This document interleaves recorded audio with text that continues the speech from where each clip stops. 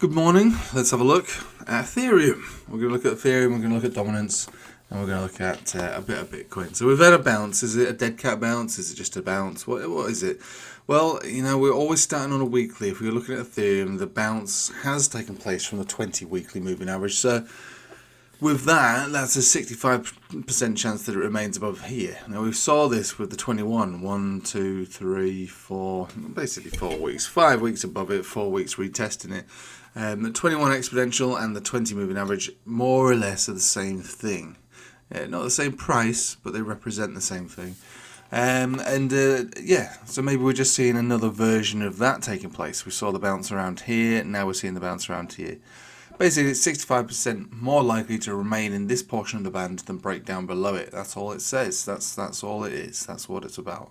And money flow index is relatively high here, and with that being this high already on a weekly, if you were to extend this rally, if we were to go parabolic, I'd be very surprised to see it go beyond 4,000. I'd be surprised, although strange things have happened. I would be surprised. But based on what we're looking at right now, and again, day to day, minute to minute, hour to hour, based on what we see right now, not immediately, but on the weekly, to move back into the box, maybe even the upper portion of the box, realistic. Bollinger Band is here at 3,000. We're at 2,400. Could we reach 3,000 or move towards it? Yeah. And is it more likely to do that and break down? Yeah, it is actually. Right, let's have a look at the daily to see what's going on there. So the daily tells a different story. What? Two stories that oppose each other? Why? It's the nature of the beast. You got to work it out. And so the daily is pushed into resistance. Obviously, we've got the horizontal that's across all time frames. But we've got the 50 exponential, death cross, 10 exponential as well. And then beyond that, we've got 220, 21, 200, all finishing the last resistance on the daily, finishing around 2,600. There's no short signal on this at the moment, by the way, so that's something. And if we were to move and reclaim and close above 2,600, different story. But have we done it? Nay, we haven't. The 4 hourly's got the death cross, moved into the death cross retest. Money flow index is quite high, but it's obviously not massively high, but it can go higher, maybe to 2,550. So we're thinking about these areas, aren't we, really, on the daily and the 4 hourly. Not so much the weekly, and I think this is always the problem that we're going to have. Weeklies look alright for the most part. 4 hourlies, dailies don't. So this is a bearish chart, a death cross. And it's getting retested now. So we're at resistance. Do resistances break? Of course they do. Of course they do. Otherwise things would never go up. They do break. Is it breaking? Not right now. Can it break? It can. But is it? Not right now.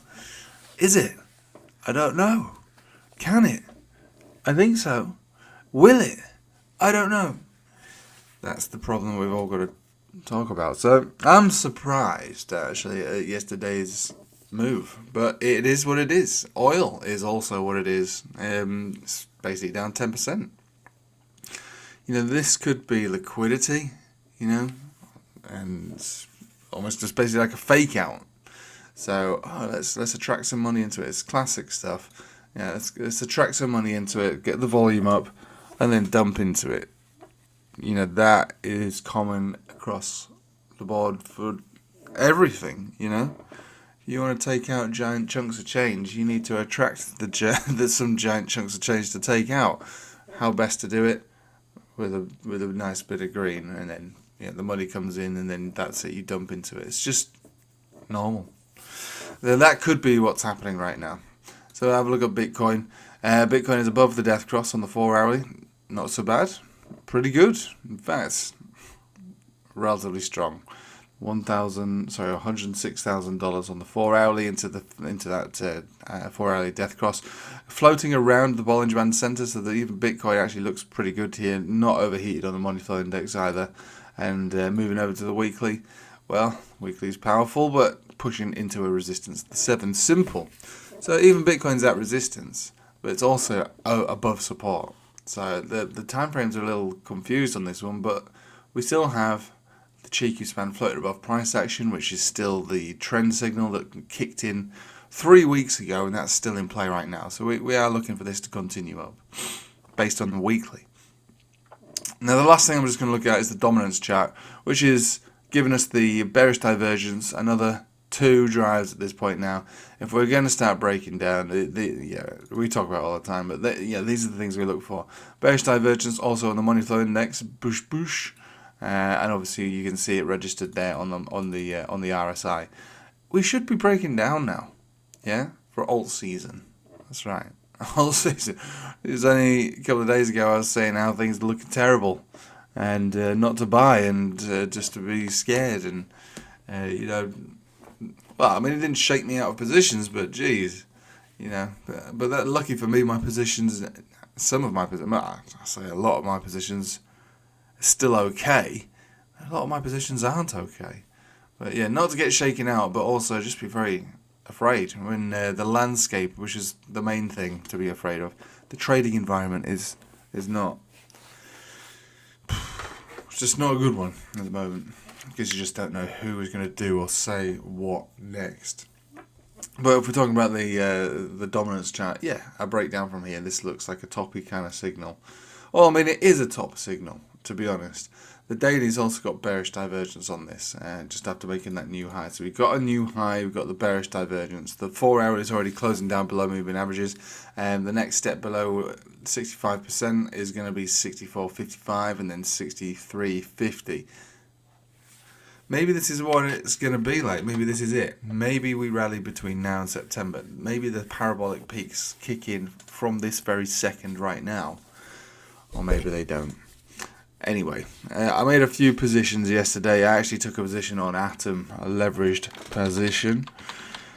Not because I believe Atom's the best thing you've ever seen in the world. It was simply when we were doing the stream, I saw it sitting at this major support. So I did take a long on it.